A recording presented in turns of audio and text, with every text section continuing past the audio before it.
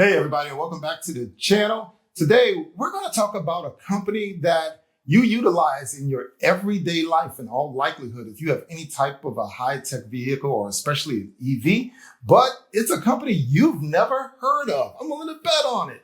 And in fact, even if you have a cell phone, you use them every single day and you have no idea who they are, but they are responsible for some of the best features for your Google Maps, for your Apple Maps, things of that nature.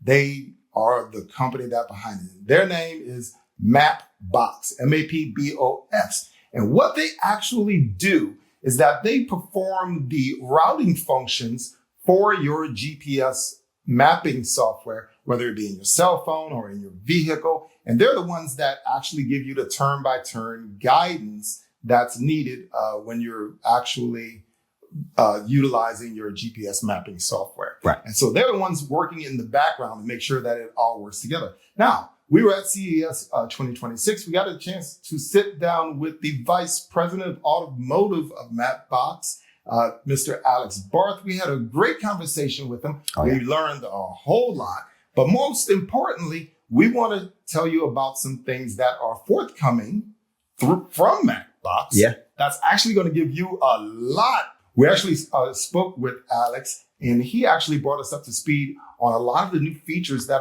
Mapbox is going to be bringing to your different vehicles in particular. And we're going to explain how that all works and all the great new features that you have coming. Believe me, you really want to stick around and watch this. Absolutely. Because it's going to blow you away. Oh, yeah. It really is. Some good stuff coming. Yeah, exactly. So stay tuned. Don't forget to look in the description below to see how you can get some great discounts on Tesla accessories. Like and subscribe, and we'll see you back in just a moment.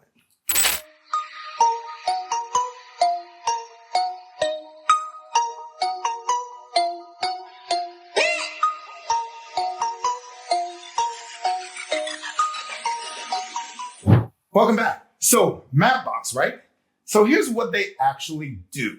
They provide the routing functions in your favorite GPS mapping software. And this is particularly important in EVs and the newer vehicles, not just EVs, but gasoline engines as well. So if you have a BMW, Mercedes, Tesla, you're utilizing Mapbox as your routing function. And to give you an example, if you happen to own a Tesla, you've recently received an update in your Tesla that gave you 3D buildings in your navigational window. Whereas before it used to be all 2D. Now you have 3D buildings in your map. Well, that wasn't exactly Tesla. A lot of people think that was Tesla. They brought the option to you, but in reality, that was Mapbox working behind the scenes. And that's what I mean. You've never heard of these guys, but they affect a lot of the things that you see and do in your vehicle. Now, here's what they've got coming. One of the things they've got coming. We want to talk about the new virtual assistant, okay? And their virtual assistant is named Dash. Now, if you happen to have a Tesla, I know we keep coming back to Tesla, but this really applies to basically any vehicle, not just EVs, but any vehicle. If you happen to have a Tesla, though, you already are familiar with having a great AI system in your vehicle named Grok. And you can ask Grok to say, hey, not just say, hey, take me to the grocery store. No. You can say, hey, take me to the grocery store, but on the way, I need a screwdriver. So find a nice hardware spot where I can pick up a screwdriver from and maybe find a daycare along the way because, my kid might need to be dropped off. And the AI will figure out all of the best spots to go to along your route, and it will design the best route for you. Now, this is what Grok AI does in the Teslas currently. Right. I know other vehicles out there have some type of AI in there, but they're not quite as sophisticated with that. But Mapbox is bringing their AI system to all of the systems that utilize Mapbox. So if you have a BMW or Mercedes or an Audi or something of that nature, if it's one of their vendors, they now have the option of putting an AI system into the vehicle, and they'll brand it as their assistant. You won't even know it's Mapbox.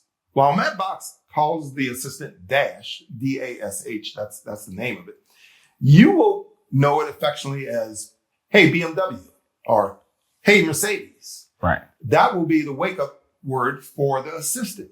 And while you think it was programmed by BMW and Mercedes and things of that nature, it really wasn't. It's actually Mapbox working in the background with their assistant, and they make it available to all of the different vendors. And the vendors can pick and choose what options they want to use. Whether or not they use the assistant, they don't have to. Whether or not they use the mapping feature, they don't have to. And we're going to talk about the map features that are coming to you. And once again, I'm very excited about the mapping features. Right. They have the new magic carpet, which we're going to hit on in just a moment. But the assistant is very exciting. So now this has given all of the other manufacturers a very cheap and easy way to put AI into their vehicles. Really, I'm not going to say without spending a dime, but they don't have to build out the infrastructure to build their own custom AI systems. So it doesn't matter whether or not you have a Mercedes or BMW, you're going to be utilizing the same AI. It may carry different names, but it's going to be the same AI underneath. Well, it carries different names, but also the manufacturer also can opt not to or to include certain features.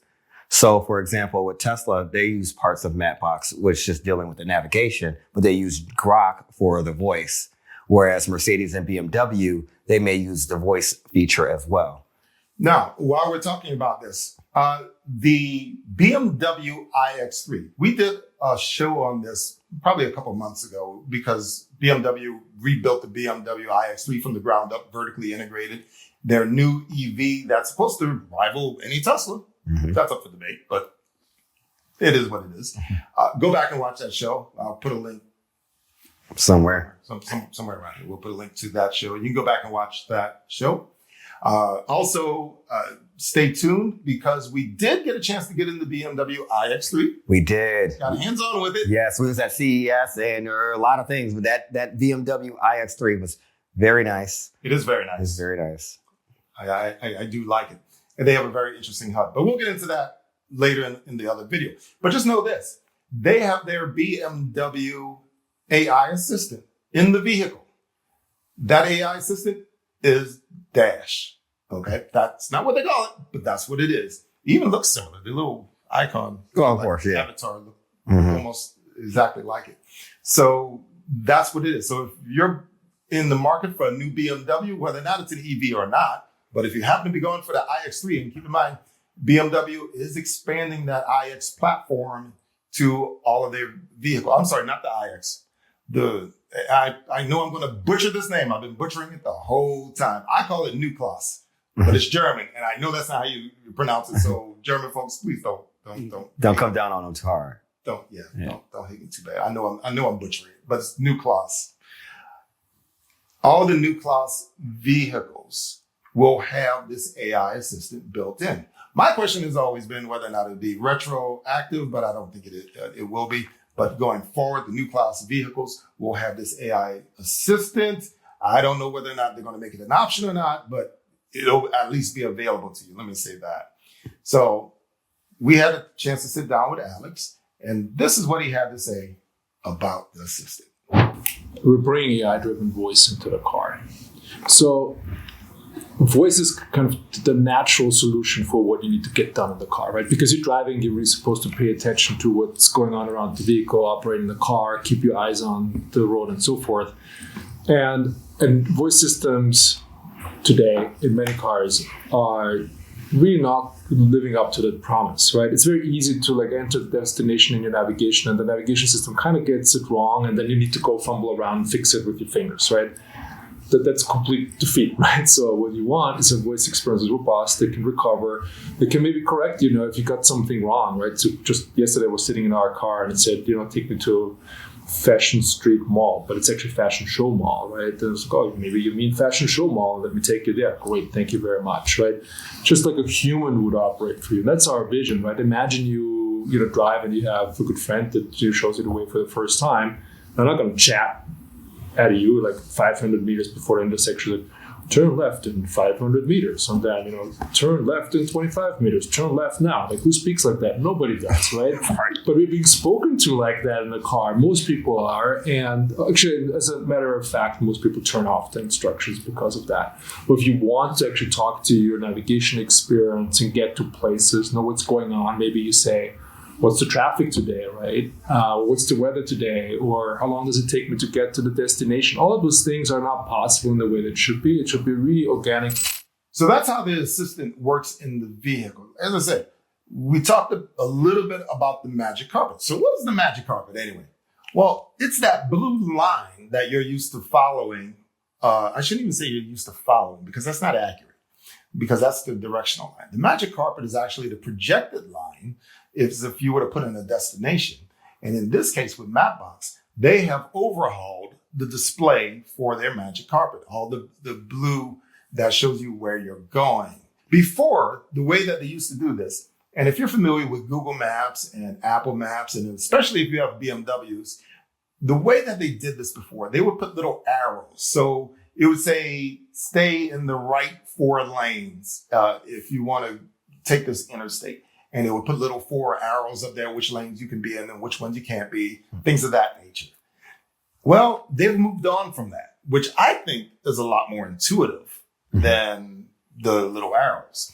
What they've done, they've taken the entire highway, put it as a picture on the screen, and they've shaded it blue for the lanes you should be in. Right. And the self-driving features of the vehicle is able to follow that blue shading. Also, you should be able to follow the blue shading. Mm-hmm. So it's a lot easier for you to see shading where you should be opposed to following arrows, because how many times have you thought you were in the right lane just to find out you weren't in the right lane and you got off at the wrong exit? Right. You're counting, okay, it must be 4 lanes. You see 4 arrows and you look outside and it's like 5 lanes. And you're like, okay, wait a minute. So which lane should I be in? Now that all the lanes are displayed right on the screen and the lanes that you want to be in are shaded, it should be a lot easier. Okay, it's like the first 3 lanes, because they're all 3 of those are shaded. So it makes it a lot easier. It's a lot easier and a lot more intuitive. So let's go ahead and take a look at that and see what Alex had to say about it.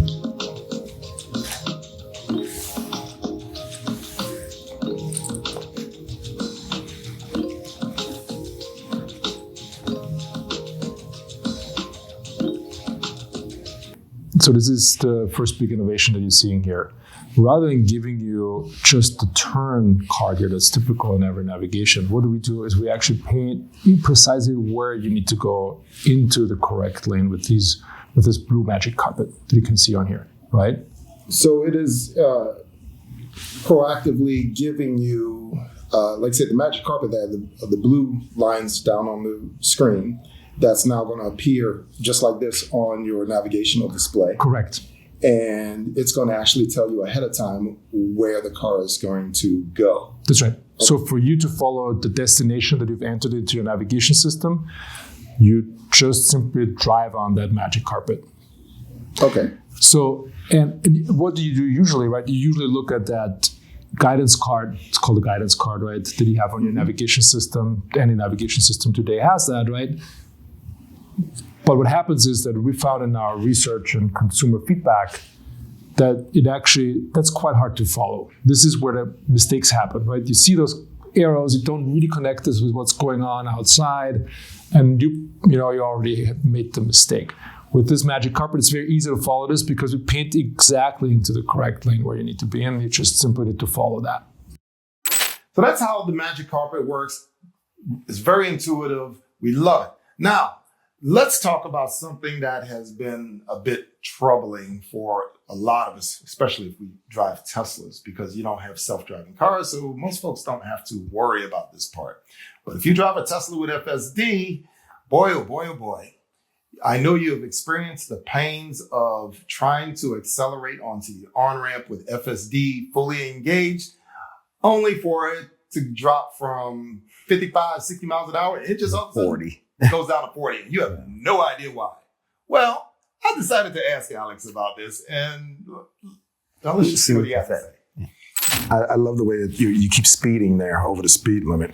But Another pain point for a lot of folks in the vehicles are the speed limit signs. And I am wondering whether or not you are doing it based off of geolocation for the speed limits, or are we doing cameras, or some amalgamation of both? It's a combination of both. We have a global map database of speed limit information, right? Not just the posted speed limits, but also the statutory speed limits. Like, for example, Europe 50 kilometers an hour in cities, 35 miles in the US in many cities, right? So that's sort of the baseline. If the car has access to a camera, we can fuse that map information with the camera information, which is useful for new speed limits that may not be in the map database yet. And by the way, when we do that in the cases where we're leveraging the camera information too, we continuously learn from that information. So where information may not agree with our map, we can reconcile that difference with our AI pipeline. Okay, because that is a huge point of consternation for my viewers with the Teslas you probably heard. And I've personally experienced it where I'm getting on the highway, I'm coming up the on-ramp, and then the speed drops to 45 miles per hour. Yeah. And it's like, that's right. Wait, what? Why does it slow down? And then you have to step on the gas. Yeah. And so I'm like, okay, well, why did it change? There wasn't even a speed limit sign there. And then and in a future update, they correct it. That's right. So the magic here is the way we see this problem being solved, and we're solving this today, is that where there are actual changes in speed limits in the real world, there's an actual change, that you'll learn from the change as quickly as possible. So that experience that is described should at most happen to one person. That's the first person who passes the speed limit. To everybody else, it shouldn't happen anymore, right? So this is why we also heavily invested over the years in a map database that can update very, very quickly. And we can update our map in real time on a daily basis, on a weekly basis, depending on the data layer. And this is precisely designed to avoid situations like the one that you described. Well, I'm glad they addressed the speed limit thing. We're going to see how that works out, especially for Tesla. Yeah, and when everybody else catches up with getting some type of self-driving, which, by the way, we'll probably talk about here in another video dealing with NVIDIA Alpha Mayo. So stay tuned for that, because in theory, that will allow any vehicle to get Tesla's FSD or something. Something equivalence of it, yeah. An equivalency of it. Mm-hmm. We're going to bring that to you a little bit more in another video. So please stay tuned to that.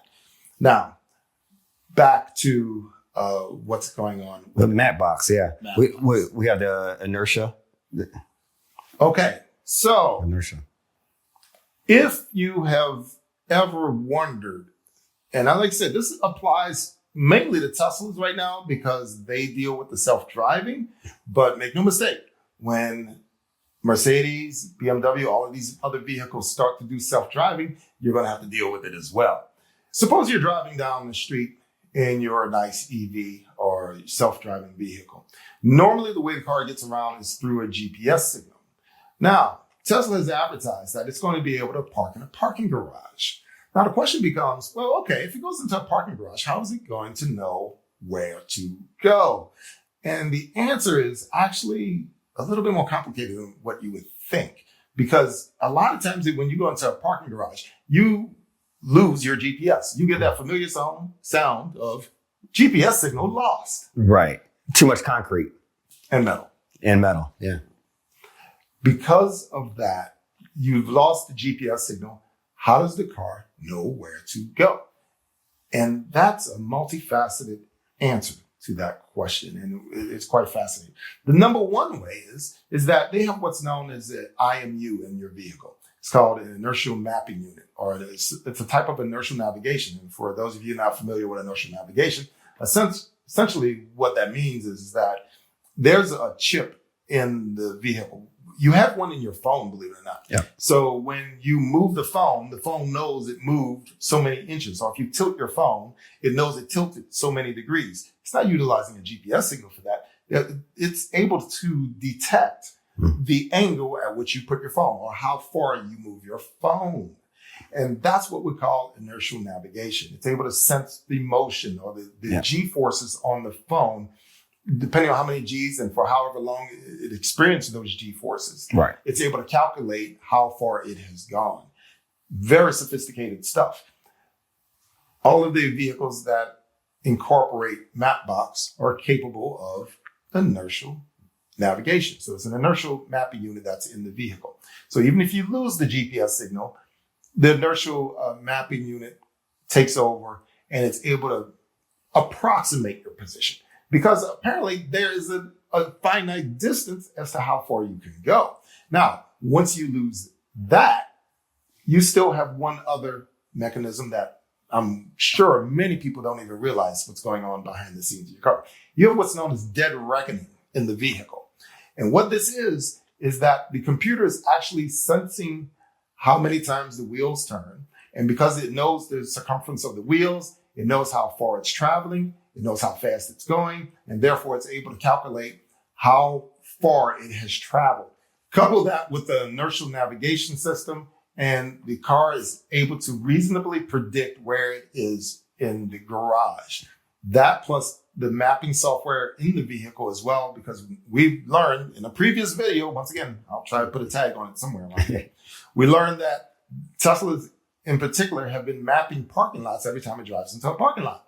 It logs the camera for every parking lot that every Tesla goes into. It's already familiar. Therefore, it's already familiar. It already kind of sort of knows the position. Then it compares that position with the cameras. Boom. It's able to lock in where it is at. And so here we were asking Alex about that, and he gave us some very interesting answers. So check this out. It's not going off the optical sensors of the vehicle. So it doesn't need some of the lines on the road. So, a lot of the lines are faded a lot of the times. It doesn't need that to figure out what lane you're in. The GPS is accurate down to maybe a couple, 2-3 feet using WAS or something similar like that to localize the signal, or is it a little bit of both? It uses a combination of the GPS and actually the IMU, which is the inertia sensor of the car. And the third piece is the camera, right? So using what the camera sees to understand where exactly are we on the road to get a really precise information of where you drive. This delivers a much more accurate lane level localization than just using the GPS. Okay, that's amazing. Okay, so you have inertial nav and GPS and visual all being combined in one to geolocate the vehicle. That's right. That's going to be highly accurate. Now with a self-driving car, what do you want to do? You want to say exactly where you're going, so that you don't need to mind that until you're actually there. So, and that's the other part of this experience, which is the precise metadata at destination of where precisely are we going. So if you enter airport, right, from Mapbox, you get suggestions. Do you want to go to departures or arrivals? Is it terminal 1, 2, or 3? Or maybe you go to long-term parking because you're actually trying to take a plane, right? So all of the metadata is available to the driver through voice or through tappable search, and is encoded in our map so that, when you arrive, the car can also get a precise information where exactly is the entrance to the long-term parking, where exactly is the departure curve, and so forth. Right. So you're able to do three-dimensional tracking, which brings into question, in my mind, once again, parking garages. Mm-hmm. Three-dimensional all day long, but you lose your GPS signal. And as we talked about earlier, you have the inertial navigational system and you have the visual system to pick up. Is the system able to navigate in a parking garage if it loses the GPS signal? Yeah, so this is the advantage of being embedded in a car, right? By being embedded in the car and by having access to the car sensors, like the wheel sensors, for example, actually particularly important there. You can dead reckon. It's called dead reckoning, right? Like from a nautical term that is also being used in automotive. You can dead reckon into a garage very far. So you typically, if you want to create, an experience where you can drive with the car into a garage, understand what level you're in, you use the car sensor information, wheel sensors, and the camera information to understand where you are, and you can create an experience that also helps you navigate in the garage. Wow, that's very impressive. How far do you think you could go on dead reckoning and inertial nav alone? Oh, wow, this is like a science question. I would say it's enough for, solving the typical, large garage type of, user experience that you would want to have. Right, because a lot of people don't understand the farther you go along into There's an area introduced, the error compounds, the longer you go. And That's right. so you can't drive around in a garage Forever. indefinitely Yeah, before it finally loses its orientation. That's once again very impressive. I had no idea that the vehicles were doing that kind of calculation. Most of the time, you're sitting in your vehicle with GPS. GPS loss. I don't know where I'm at. I'm done. Oh yeah. So it's actually fundamentally the sensor prowess of the car is just getting better, right? So it's not just the GPS sensors, IMU sensors anymore, but it's the radar that you have on the car, right? It's the camera that you have at the car. In some cars you have LiDAR, right? All of those sensors come together to deliver really robust experiences for the consumer. That's really what's exciting here, right? So behind all of that is, for example, in our case, like our AI processing pipelines to leverage that information to build highly precise map data that then can be brought to life for the consumer in the navigation experience, right? But the point is this. With that sensor price of the car, we believe there is a really exciting opportunity to bring experiences to life for the consumer in the vehicle that just can't be done on the mobile phone in the same way, right? Mm-hmm. Because with a mobile phone, you won't be able to dead reckoning in a garage. It just simply does not have the sensor context for that. With a mobile phone, you will not be able to, use the camera to read and understand what the signs are that we're seeing right now and then incorporate this into the navigation experience because that camera is not pointed at the street. That's like, sitting on your dash somewhere, right? So it's all of those opportunities that we have to create a very, very intuitive, sensor-driven experience in the car that is just about to start, right? I mean, when you think about that, connected cars, the advent of cameras in the cars, all of that is really just now proliferating, right? So I believe it's a super exciting time. And I think there's a lot in store in the next,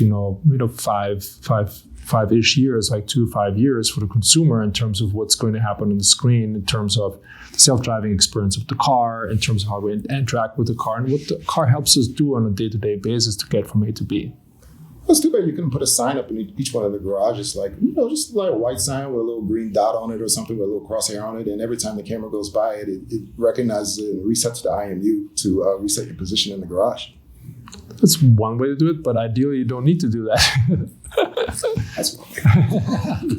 You don't need to remind it indefinitely, though. I mean, that's right. You can so you just go in circles. You reset your IMU position every single time. That's wonderful. I'm really excited. So that's how the cars are able to get around even without GPS. Now, we hit on it a little bit earlier. We talked about the different vendors have different options. Mapbox is platform agnostic. It doesn't really care if it's in a Mercedes, a BMW, or a Tesla. It still works. And as we said before, in a Tesla, they choose to utilize some options. I could see them going to Mapbox's new Magic Carpet because we kind of have something like that in the Tesla right now. I would love to see the new Magic Carpet in the Tesla. Right. Right. That would be great. Yeah, user interface in the BMW and Mercedes, they're not good. And if you drive these vehicles, then you know exactly what I'm talking about. It seems very complicated to actually operate these systems. The menus have you burying yourself trying to find options, trying to get the stuff. Should not be that complicated, but it is for some weird reason. It's a weak point of BMW and Mercedes. Hopefully the changes that Mapbox is making, BMW and Mercedes adopts because it's a very clean display. It looks great and it works really, really well. And I would love to see that in those vehicles and really clean up that user interface. Yeah. So there you have it. That's Mapbox in a nutshell. The company you've never heard of, but you utilize all of the time. And they are continually upgrading their products. They are continually making them better to make your in-vehicle entertainment system and GPS system work really, really well. The new voice assistant, I'm very excited to see a Mercedes BMW. I was wondering how they were going to catch up to Tesla on this. Well, they better thank the Mapbox for this. Yep, yeah. It'll catch up to Grok. But I will note, there is a downside to this. Because while Mapbox have the assistant, they're not an AI company. They have an AI system. So every Mercedes BMW is going to kind of be, chained to how well Mapbox trains their AI. Right. I don't know how well that will be. And there's not really anything Mercedes-Benz or BMW can do about it. So Mapbox has got to stay on top of that AI, how much they invest in that AI and how much they invest in upgrading what it can do is up for debate. What I can say is that when it comes to Tesla, they're constantly making Grok better. Grok is going really, really well. So there are upsides and downsides to this all the way around. But it's absolutely giving these auto manufacturers functionality that they just simply could not achieve on their own. I mean, that's the simple truth of it. They couldn't achieve it on their own. Wow, that's one way of putting it. But we're happy to see it. We're happy to see these vehicles getting the much needed upgrade to bring them into the 21st century and to make these vehicles feel great, quite frankly. So I, for one, cannot wait to drive the new BMW iX3 when it releases. We're going to keep up with our friends over at Mapbox. I think we're going to try to take a trip out there sooner or later and go check them out. So be sure to stay tuned on the channel as we bring you future updates on this. Like and subscribe, and we'll talk to you again soon. Beast.